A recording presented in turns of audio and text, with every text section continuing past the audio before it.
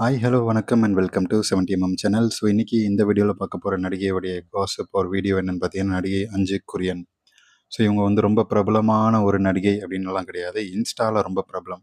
ஏன்னா அவங்க காட்டக்கூடிய கவர்ச்சி.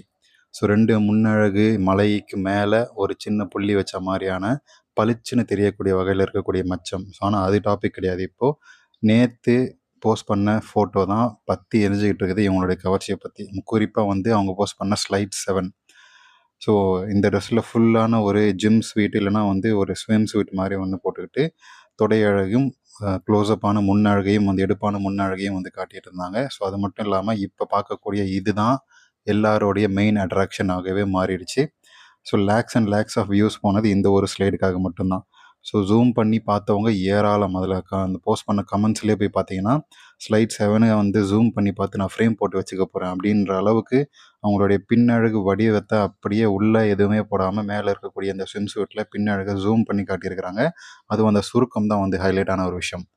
எப்பா, எல்லாருமே வந்து பார்த்து வெறி ஆயிட்டாங்கப்பா.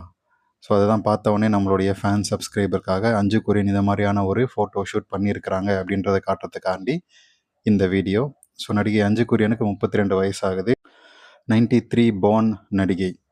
ஸோ இவங்களுடைய மூவிஸ் அப்படின்றது ரொம்ப பெரிய ஹிட் அடித்த மூவி அப்படின்றது ரொம்ப ரொம்ப ரொம்ப கம்மியான இதுதான். ஸோ எல்லாமே வந்து லோ பட்ஜெட் படம். தேர்டு டயர் ஹீரோயின் அப்படின்ற ரேஞ்ச் கூட வச்சுக்கலாம். ஸோ இருக்கிறதுலே வந்து ரொம்ப சின்ன பட்ஜெட் படம்னா இந்த நடிகைக்கான வாய்ப்புகள் கிடைக்கும்.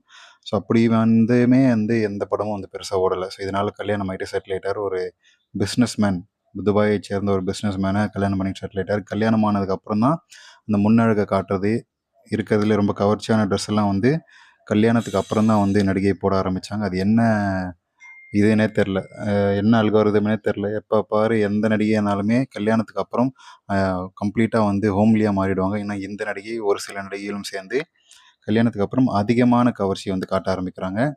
ஸோ இதுக்கு முன்னாடி போஸ்ட் பண்ண அந்த ஜிம் வியராக இருக்கட்டும், இப்போ போட்டிருக்கக்கூடிய ஸ்விம் ஸ்வெட்டாக இருக்கட்டும், அவங்களுக்கு வந்து சூப்பராக எடுப்பான கவர்ச்சி. அது மட்டும் இல்லாமல் இவங்களுக்கு வந்து டெஸ்லா தொப்பல்.